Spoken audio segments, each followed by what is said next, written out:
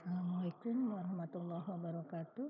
Hari ini kita akan melanjutkan kuliah kita dengan materi membangun, melaksanakan, dan memelihara sistem.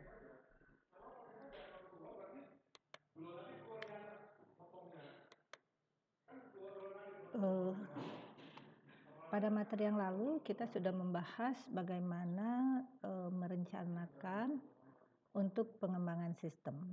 Maka hari ini kita akan mempelajari bagaimana perusahaan memperoleh sistem. Yaitu perusahaan bisa melakukan dengan dua cara. Pertama, mengembangkan sistem secara internal melalui berbagai aktivitas formal. Jadi dalam hal ini perusahaan membangun sistem dilakukan oleh pegawai perusahaan itu sendiri. Artinya memang perusahaan mempunyai sumber daya yang memadai untuk dapat membangun sistem itu sendiri. Membangun sistem sendiri itu ada keunggulannya. Keunggulannya itu perusahaan akan memperoleh sistem yang sesuai dengan kebutuhan perusahaan tersebut. Namun kalau sumber dayanya kurang memadai menyebabkan sistem tidak optimal. Itu kelemahannya. Kedua, perusahaan memperoleh sistem dengan membeli sistem dari pemasok software. Sekarang banyak sekali perusahaan-perusahaan di pasar yang menawarkan software yang dapat dibeli oleh perusahaan. Membeli software langsung di pasar ada manfaatnya. Pertama, harga pasti lebih murah. Kedua, lebih cepat. Kalau membangun sendiri kan butuh waktu, butuh proses. Ya, kalau user requirement-nya salah, sistemnya jadi gagal. Tapi kalau membeli dari pasar, software ini sudah pasti sudah jadi. Kemudian langsung bisa dipergunakan. Cuma kalau perusahaan mempunyai keunikan tersendiri, membeli software dari pasar menyebabkan software tersebut tidak sesuai dengan kebutuhan perusahaan itu sendiri. Ya. Karakteristik, bagaimana karakteristik kalau untuk mengembangkan sistem secara internal dan membeli paket? Pertama, kalau perusahaan mempunyai kebutuhan informasi yang tidak umum, maka perusahaan harus mengembangkan software sendiri. Kedua, kalau perusahaan mempunyai proses bisnis yang unik, itu juga perusahaan harus mengembangkan software sendiri. Kalau beli paket ini biasanya kebutuhan informasi umum dan proses bisnis standar.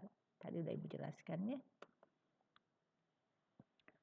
Masalah apa yang selalu menimbulkan kegagalan dari pengembangan sistem? Ada beberapa hal yang menyebabkan kegagalan dari pengembangan sistem. Pertama, kebutuhan sistem yang tidak dispesifikasi dengan baik. Ya. Biasanya kesalahan identifikasi masalah. Ide berkembang ketika masalah sesungguhnya terbuka dan user berubah pikiran tentang keinginannya. Ini selalu terjadi. Ya, sangat sering terjadi. Membangun sistem itu sama dengan membangun rumah, tetapi dia tidak punya dinding, sangat luas. Oleh karena itu, kalau kita identifikasi masalah tidak jelas, tidak clear, ya, dan kita tidak jelas sebenarnya kebutuhan utamanya apa, menyebabkan user biasanya punya kebutuhan yang berkembang. Akhirnya perusahaan pengembang sistem tidak jadi karena apa? Terus aja kebutuhan user tadi berkembang dari waktu ke waktu. Ya. Kemudian teknik pengembangan yang tidak efektif. Ya, teknik penyajian, dokumentasi dan modifikasi spesifik sistem tidak efektif. Ya. Ini juga menjadi penyebab dari kegagalan sistem. Ya. Saya punya pengalaman.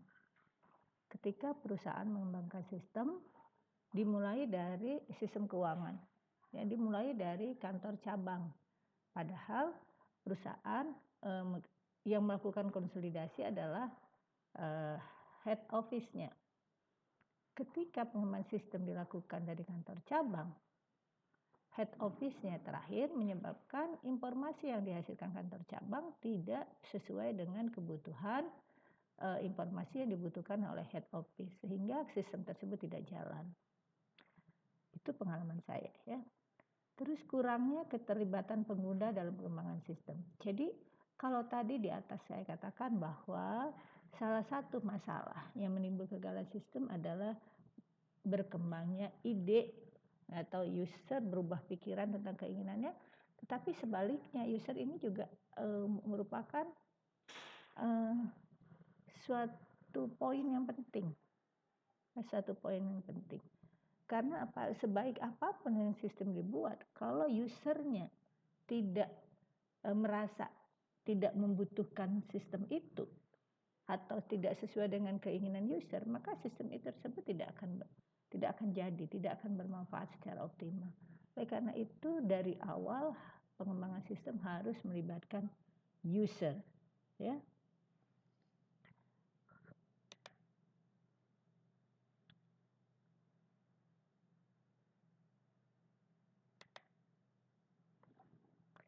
Untuk mengatasi masalah tersebut, maka pengembang sistem harus memperpendek waktu pengembangan dengan cara membuat prototype, ya. Jadi untuk mengatasi kegagalan dalam pengembangan sistem dilakukan dengan cara pengembang sistem membuat prototype. Jadi kalau sudah ada prototype, maka user bisa, ya, melihat bagaimana sih bentuk sistem tersebut. Jadi user akan mengembangkan keinginannya tidak liar kemana-mana, tetapi tadi hanya dengan menambah atau mengurangi yang ada di prototype. Jadi pengembangannya tidak jauh dari prototype itu. Ini akan menjadi waktu pengembangan sistem menjadi lebih pendek. Kemudian memfasilitasi transfer informasi. Ini. Jadi harus ada proses transfer informasi. Kan kebanyakan orang kalau ada sesuatu yang baru takut gitu, ya. Takut. Ini kan kenapa mereka takut? Karena mereka takut dengan ketidaknyamanan dari sesuatu yang baru. Oleh karena itu perlu diberikan si usernya perlu diberikan informasi yang memadai terkait dengan sistem yang dikembangkan. Mendorong keterlibatan user dalam setiap tahap pengembangan sistem. Ini juga merupakan cara untuk agar sistem berkembang, ya, sesuai dengan keinginan dari user, dan user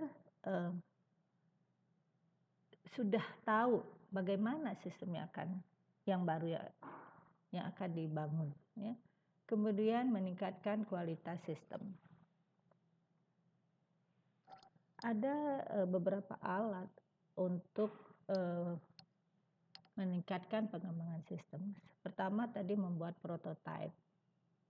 Ya, membuat prototype. Prototype itu misal nih sistemnya itu udah jadi, ya, misalnya SAP itu kan sebenarnya merupakan prototype. Makanya kalau kita menggunakan sistem SAP, dia tidak boleh penyesuaiannya lebih dari 20%. Artinya bahwa perusahaan yang mau menerapkan SAP itu yang harus melakukan penyesuaian proses bisnisnya, ya. Nah, kemudian pendekatan case atau computer aided software engineering. Terus menggunakan diagram PERT, project evaluasi and review teknik. Kemudian membuat diagram Gantt atau Gantt chart. Itu alat untuk meningkatkan pengembangan sistem. Pembuatan prototype. Pembuatan prototipe adalah teknik yang memberikan pengguna versi awal dari sistem. Ya, tujuan pembuatan prototipe adalah menyajikan spesifikasi fungsional yang tidak ambigu sebagai alat untuk mengatur dan belajar, mudah untuk dirubah menjadi sistem yang diimplementasi secara penuh. User lebih mudah mengkomunikasi saran perubahan, meningkatkan pemahaman antara user dan ahli sistem. Biaya dari model prototipe dapat dijaga tetap murah karena alat yang efektif untuk menentukan kebutuhan pengguna. Ini pembuatan prototipe. Jadi pembuatan prototipe itu penting, sama dengan kita ketika membuat mobil. Mobilnya itu kan dibuat dulu prototipenya, kemudian baru dilakukan perubahan-perubahan. Ini juga seperti itu. Sistem itu dibuat dulu prototipenya. Ya, sekarang kalau perusahaan software itu kan seperti itu. Dia buat ini loh sistem yang kami bangun. Terus kalau kita mau beli, ya ada yang perusahaan software itu boleh mau dia melakukan ada customize, jadi perusahaan pembeli bisa melakukan beberapa perubahan, tetapi biasanya perubahannya tidak jauh dari prototipenya, ya, itu. Alat pendekatan case adalah berbagai produk piranti lunak komersial terdiri atas berbagai aplikasi yang sangat terintegrasi dan yang mendukung berbagai aktivitas SDLC. Manfaatnya adalah meningkatkan produktivitas para profesional sistem, memperbaiki kualitas desain sistem dan memperlancar sistem development sistem, ya.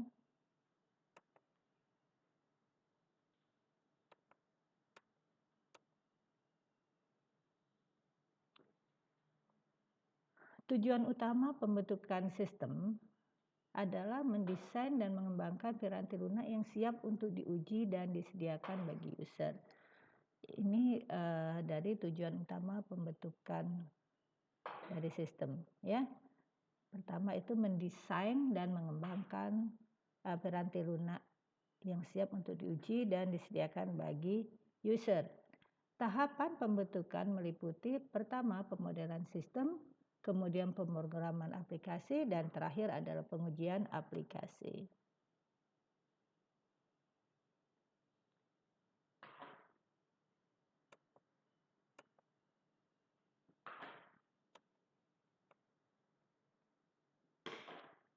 Pemrograman sistem menggunakan dua pendekatan, ya, pendekatan desain terstruktur dan pendekatan berorientasi objek.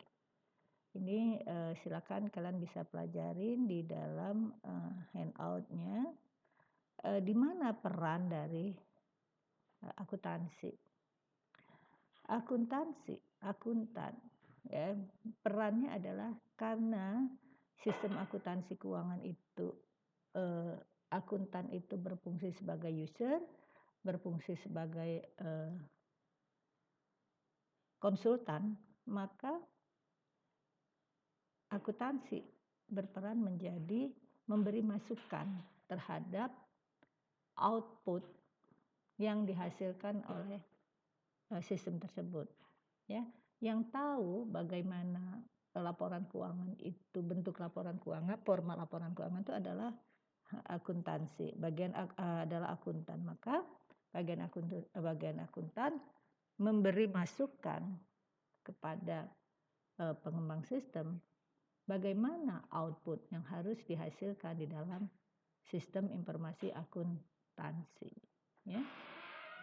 Selain dia sebagai user, ya, sebagai user tadi itu akuntan harus bisa memberi masukan kepada pengembang bagaimana bentuk, bagaimana proses, ya, dari input data sampai menjadi laporan akuntansi output. Sebagai manajer yang paling memahami sistem pengendalian internal itu adalah para akuntan. Oleh karena itu akuntan harus memberi masukan bagaimana pengendalian internal itu tetap terjamin untuk menjamin data yang akurat, ya. Itulah peran dari akuntan di dalam pengembangan sistem.